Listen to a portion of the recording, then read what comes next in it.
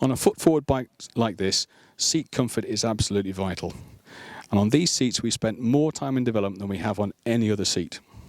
The shape, of course, is vital. It has to support the rider evenly all the way around. We fitted a separate lumbar pad to achieve this. This means that the back support doesn't get pulled out of shape when the rider sits on the seat, and it keeps supporting your back.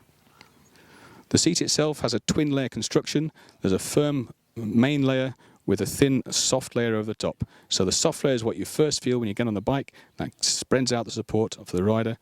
But on long journeys you need that firm layer underneath to maintain comfort. Finally, the seat covering is an especially elastic material that allows the seat to deform locally to give even comfort over the whole of the seat. The passenger seat gets the same attention to detail with twin layer construction, elastic material and a generous shape.